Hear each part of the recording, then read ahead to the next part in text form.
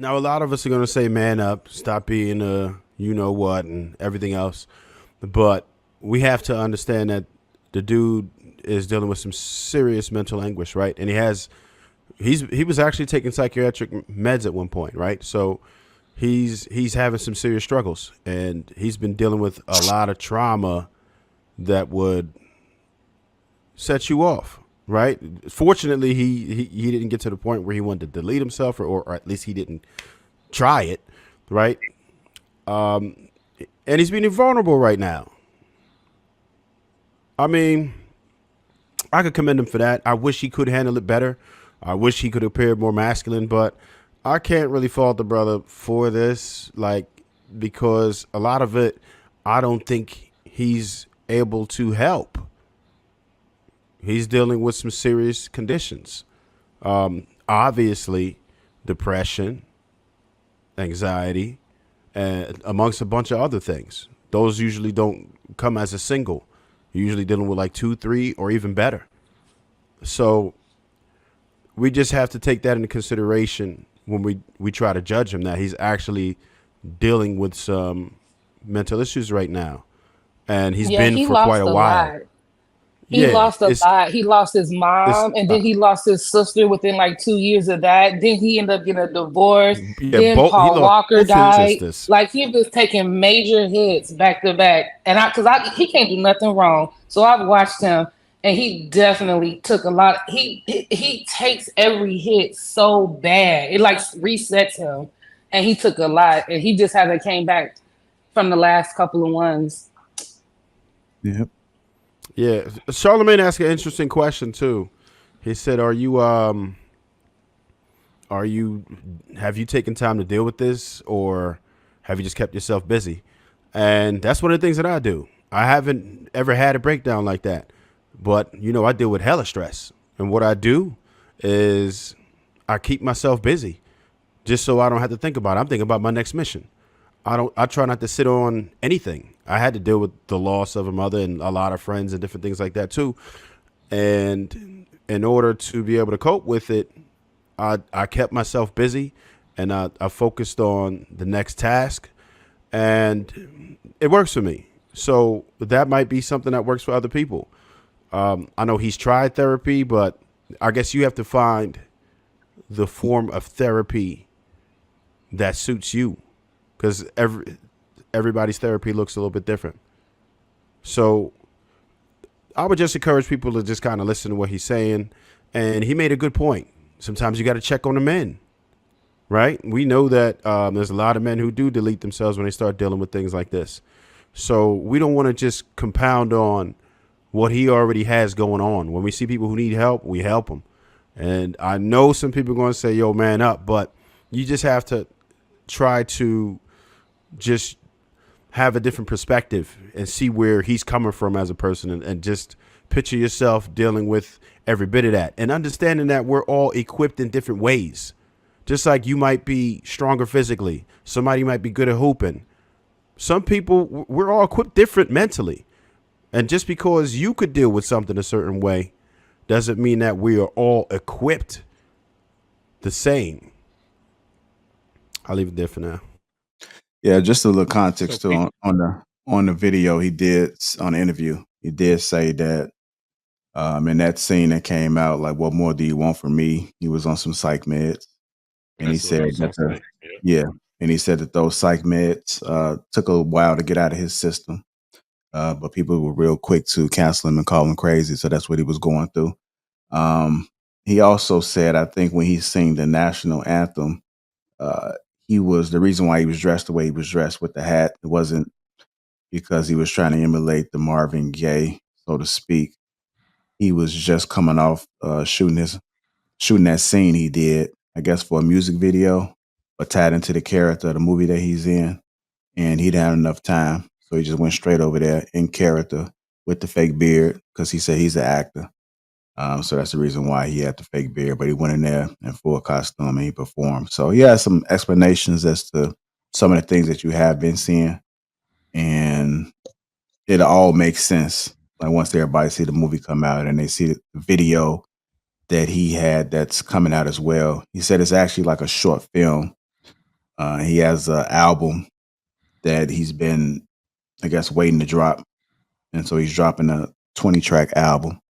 So he got a lot of things that's starting to come out right now. So hopefully you guys can enjoy it. He said that he put his heart into this, and Snoop Dogg and his wife was listening to it, and Snoop Dogg's wife apologized to him after listening to the album. So he said the album is bringing married folks closer.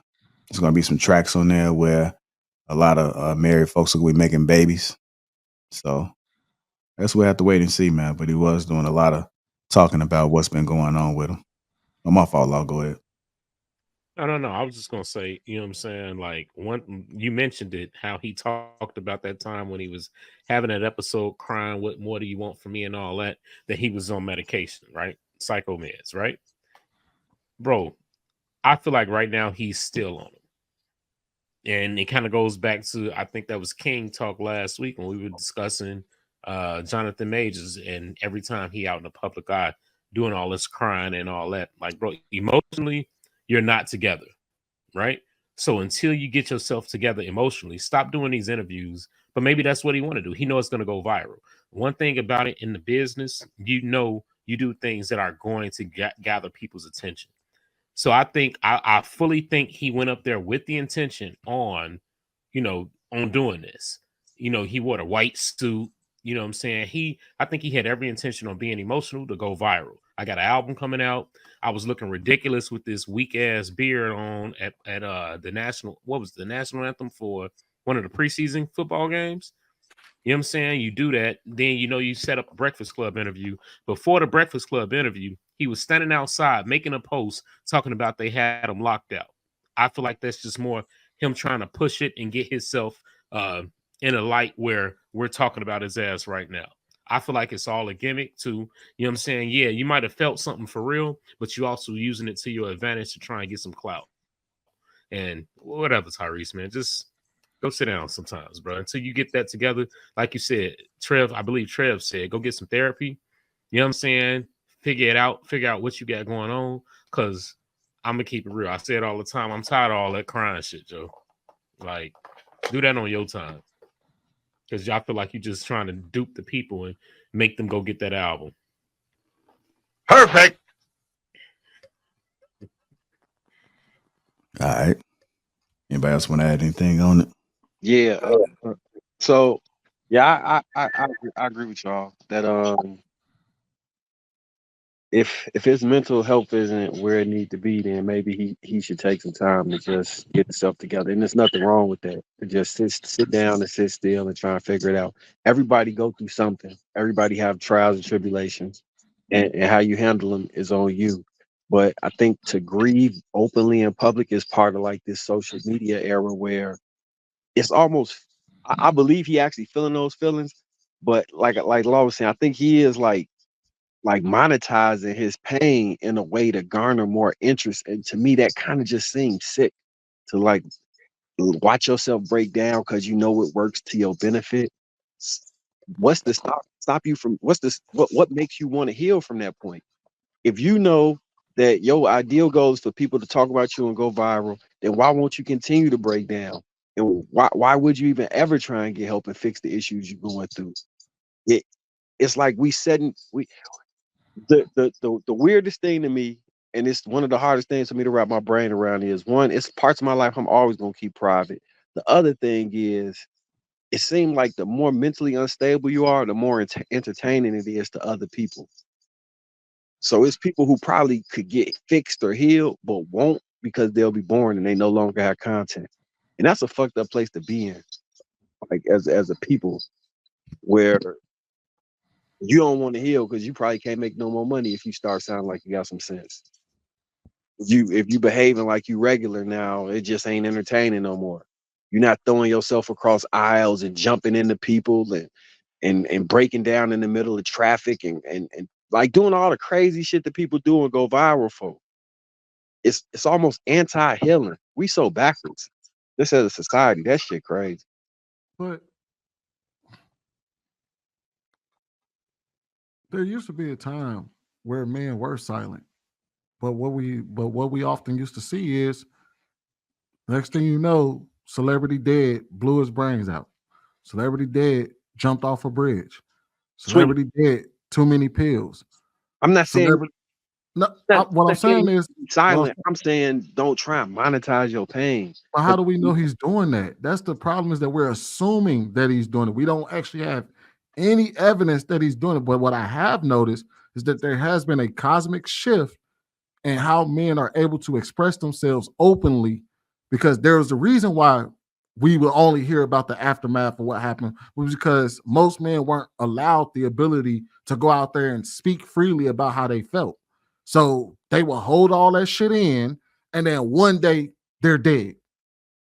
So what we're seeing now is that maybe this is just the ties of the chain. Maybe he's always been an overly emotional guy who cries about everything. But we're seeing it on full display because at one point he wasn't able to do it.